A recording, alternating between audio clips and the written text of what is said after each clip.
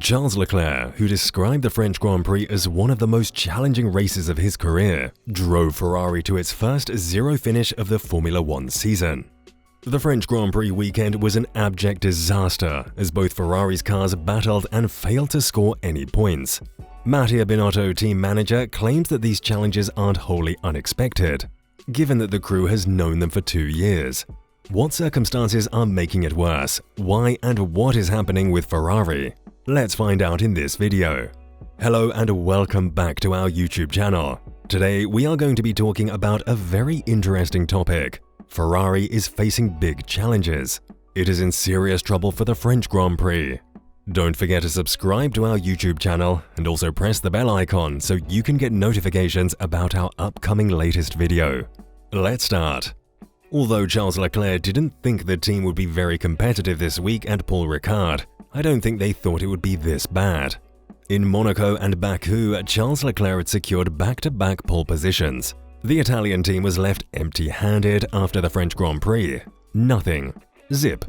It's very quite clear early that today we must have got something severely wrong to be so far off the pace, remarked Carlos Sainz following the race. It's a limitation that has become apparent since we struggle with the front tires, graining and degradation in some races, twice as much as our competitors.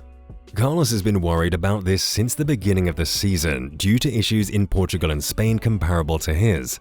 We clearly have a problem with tires, tire management, and how we utilize tires, and we need to look at this. Throughout the season, we must continue to work on this. I saw it as soon as I climbed into the car and sensed something wasn't right. However, given that it limits us on race day, it is time to concentrate and find a solution. Carlos managed to qualify 5th for the race before slipping to 10th, so he must be dissatisfied with the entire situation. Nothing, not even pitting earlier, in his opinion, could have influenced the outcome, according to the Spaniard. The problem is that when there is such a catastrophic decline, you have no space for strategy or defense. Even if we aren't the quickest on the straights, we were much behind the others, and yes, we did double the tire wear as the others. Since, in my opinion, this one truly took us off guard at the moment, we need to grasp this. It was terrible for Carlos's co-worker. Except for his DNF at the Monaco Grand Prix last month, Leclerc's final result was 16th after losing a lap. When Leclerc stated that the contest was among the toughest in his Formula One career, he only restated Sainz's thoughts about how the car struggled. The tires were degrading so much on my side, despite our best efforts to take care of them. When we were good and competitive, we typically had 5 to 6 circuits on the tires. We tried again, right towards the conclusion. We knew we would eventually run out of points, so we just made another stop. We just had a challenging race, so we must comprehend. Being with blue flags and such made things rather difficult. Ferrari's front tire management appears to be the primary cause of the company's tire degradation issue. The team has discovered that the SF21 fronts usually work within a rather small temperature range and warm up fast. In particular, at slower-paced circuits like Monaco and Baku, where tire warm-up is significant, such a feature may be quite beneficial during a qualifying lap. The problem arises because they could exit from the other side after a long race with growing tire temperatures. Ferrari has often demonstrated that it can be competitive in qualifying this season, but it struggles to translate that speed into race performance. After the Paul Ricard race, Sainz stated, "I'm not going to lie, that has been a trend. It has been on our minds as each race approaches a little bit.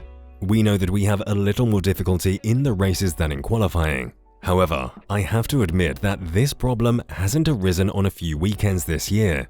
For instance, the race's speed wasn't an issue in Barcelona. It is evident that our front tires have a relatively small operating range, which causes us to struggle with front wear and graining far more than our rivals do. For several reasons, Ferrari found the conditions at the French GP to be quite challenging. Paul Ricard's sharper corners put greater stress on the tires than tracks like Monaco and Baku, making tire temperature regulation more difficult. Most of the rubber that automobiles had dumped earlier in the weekend was also washed away by the rain that fell on Saturday night and Sunday morning. Due to the competition's green track surfaces drastically reduced grip, which often leads to higher than average wear and graining as vehicles slide more, since Sainz slipped off the track on his approach to the grid, he was able to experience firsthand how much less traction there was than expected. Additionally, we cannot solve the Ferrari's issue with the front tires appearing with straightforward configuration adjustments.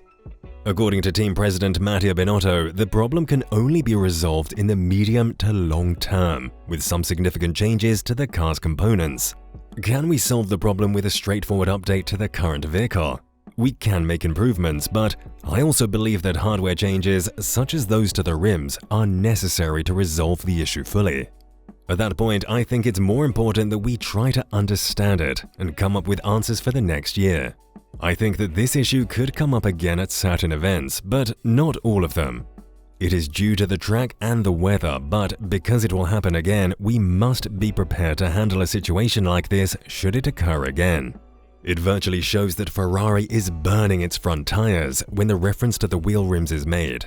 Modern wheel rims are so complex that they could only be modified by burning tokens this year due to homologation requirements. Teams utilize them to control tire temperatures through airflow and aerodynamic impact.